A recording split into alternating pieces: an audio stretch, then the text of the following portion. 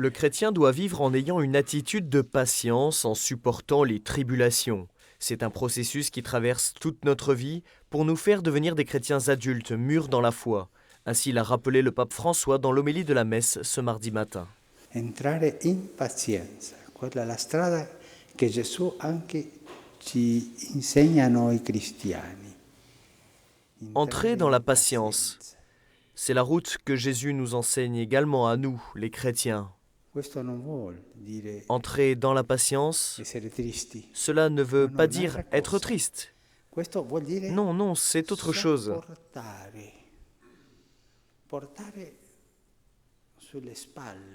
Cela signifie supporter, porter sur ses épaules le poids des difficultés, le poids des contradictions, le poids des tribulations.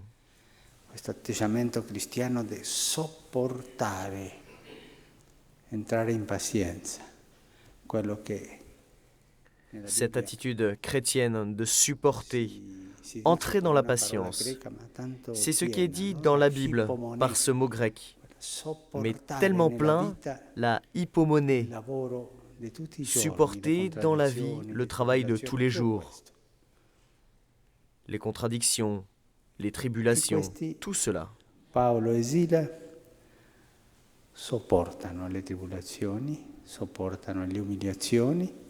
Gesù ne le ha sopportate, è entrato in pazienza. Paul et Silas supportent les tribulations, supportent les humiliations. Jésus aussi les a supportées. Il est entré dans la patience. C'est un processus, je me permets le mot processus, un processus donc de maturité chrétienne, à travers la voie de la patience. Un processus qui a besoin de temps.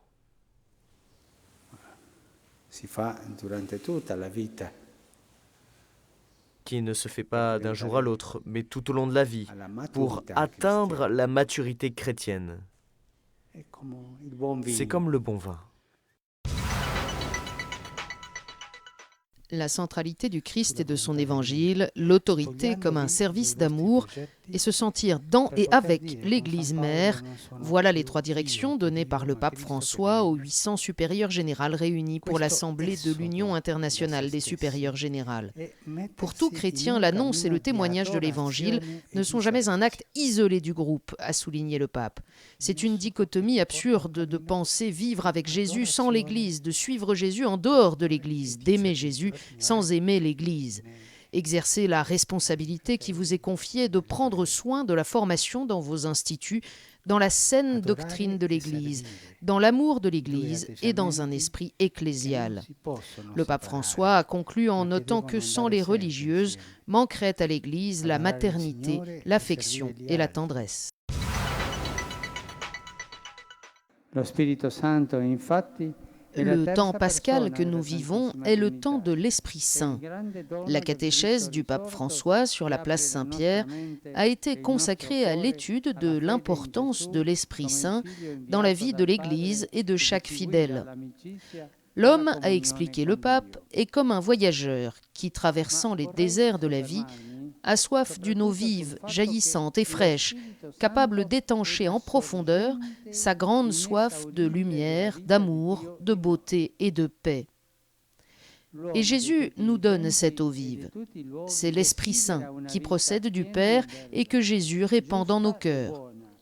Quand nous disons que le chrétien est un homme de spiritualité, un homme spirituel, c'est précisément ce que nous évoquons. Le chrétien est une personne qui pense et qui agit selon Dieu, selon l'Esprit Saint. L'Esprit Saint nous apprend à regarder avec les yeux du Christ, à vivre la vie comme le Christ l'a vécue, à comprendre la vie comme le Christ l'a comprise. C'est pourquoi l'eau vive du Saint-Esprit étanche notre soif. Elle nous dit que nous sommes aimés de Dieu comme ses enfants, et qu'avec sa grâce, nous pouvons vivre en enfants de Dieu, comme Jésus. Une visite qui renforce les liens d'amitié et de fraternité. C'est ainsi que le pape François a qualifié la présence au Vatican du pape copte orthodoxe Tawadros II, patriarche d'Alexandrie.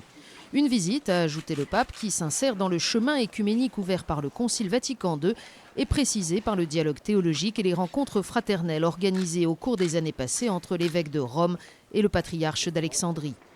Nous sommes heureux, a dit le Saint-Père, de nous reconnaître unis par l'unique baptême d'où procède notre prière commune. Le pape François a remercié Tawadros II pour l'attention portée à l'Église copte catholique et pour les initiatives de collaboration et de soutien à son égard. Les deux hommes ont ensuite prié ensemble dans le palais apostolique. La nouvelle façon de prier que Jésus nous enseigne se fonde sur le fait de s'en remettre au Père, sur la confiance en Dieu. La véritable prière nous fait sortir de nous-mêmes. C'est ce qu'a expliqué le pape François dans l'homélie de la messe de ce samedi matin. Si nous ne parvenons pas à sortir de nous-mêmes vers le frère dans le besoin, vers le malade, l'ignorant, le pauvre,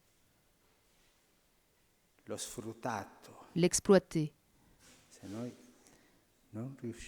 si nous ne réussissons pas à faire cette sortie de nous-mêmes pour nous tourner vers ces blessures, nous n'apprendrons jamais la liberté qui nous conduit à l'autre sortie de nous-mêmes, vers les plaies de Jésus.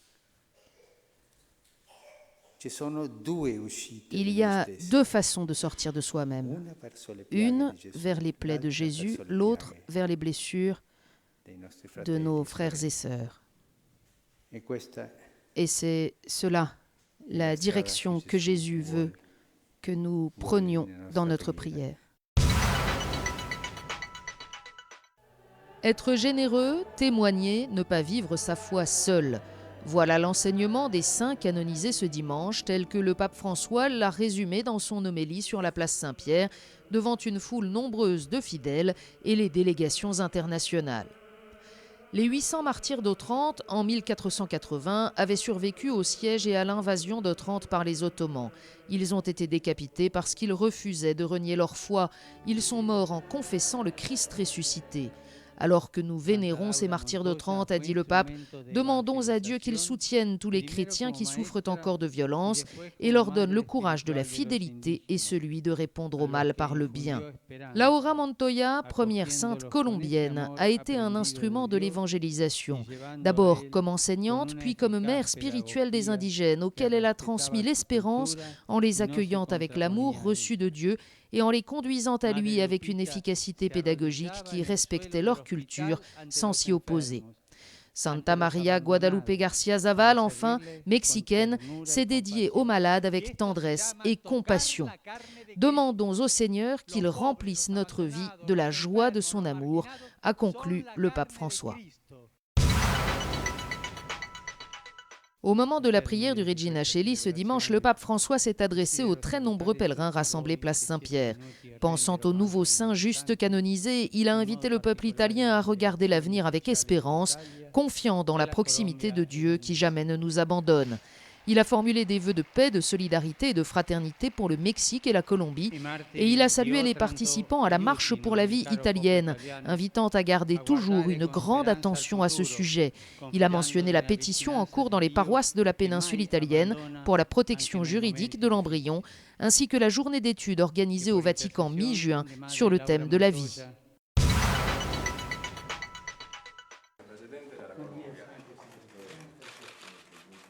Le pape a reçu le président de la République de la Colombie. Au cours de leurs échanges cordiaux, François et Juan Manuel Santos Calderón ont souligné l'actualité de la figure de Mère Laura Montoya Upegui, première sainte colombienne et interprète féconde des racines chrétiennes du pays, canonisée ce dimanche sur la place Saint-Pierre, tout comme l'apport de l'Église pour la promotion de la culture de la rencontre et les œuvres au service du progrès humain et spirituel du pays.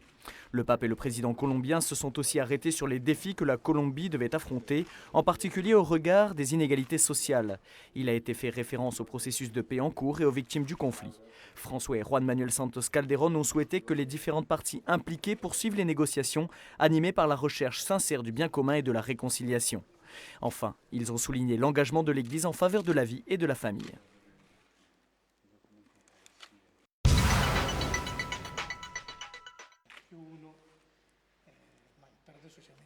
L'annuaire pontifical 2013 et l'annuaire statistique ont été présentés par le Saint-Père.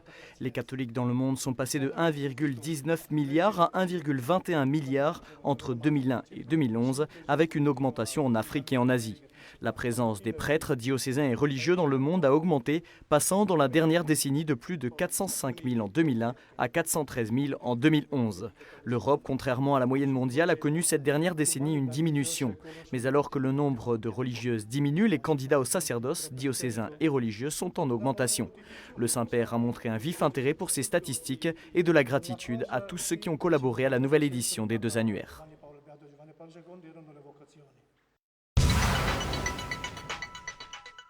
Bonjour, voici 2 mois que le pape François a été élu et force est de constater qu'il a conquis déjà de très nombreux cœurs. Et cela en raison en particulier de sa propension à se rendre au contact des foules et des fidèles ou encore à prononcer quelques phrases d'une stupéfiante simplicité. Il suffit pour cela aussi de se rendre place Saint-Pierre lors de l'Angélus, le Regina Coeli, lors de l'audience générale du mercredi ou de la messe du dimanche pour constater, pour voir ces foules qui accourent au Vatican dans une incroyable pagaille. D'ailleurs, on se presse le long des barrières pour approcher le pape argentin ou lui tendre un enfant, des dizaines d'enfants qu'il n'hésite pas à embrasser. De même, les journalistes, depuis le 13 mars dernier, sont eux aussi sous le charme de ce latino-américain si souriant. On a ainsi eu droit à toutes sortes de superlatifs.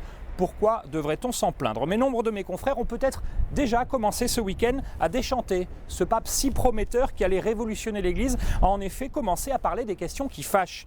Le ton grave, le pape François a abordé pour la première fois dimanche le thème de l'avortement. Devant des dizaines de milliers de fidèles rassemblés place Saint-Pierre, il a ainsi encouragé une initiative des mouvements pro-vie européens visant à garantir une protection juridique à l'embryon, protégeant ainsi, a dit le pape François, tous les êtres humains dès le premier instant de leur existence. Il a aussi salué les quelques 30 000 manifestants qui avaient à peine effectué dans les rues de Rome une marche pour la vie. Le pape a leur souhaité la défense du caractère sacré de la vie, toujours dès sa conception. Un peu avant cet appel, le pape François avait célébré les premières canonisations de son pontificat. Parmi les nouveaux saints de l'Église, quelques 800 martyrs italiens décapités à la fin du XVe siècle par les Ottomans pour avoir refusé d'embrasser l'islam. Alors s'il n'a pas explicitement évoqué le défi de l'islam, le nouveau pape a prié pour les chrétiens dans le monde qui sont encore victimes de violences, pour qu'ils aient le courage de répondre au mal par le bien. Le pape François a ainsi rappelé tout simplement plusieurs principes de l'Église et quelques médias s'en sont déjà étonnés. Voilà que la période de grâce pourrait se terminer, c'est probablement bon signe pour une Église, et c'est le pape François qui l'a dit, tout comme Benoît XVI, une Église qui doit avoir le courage d'aller à contre-courant. Je vous dis à la semaine prochaine.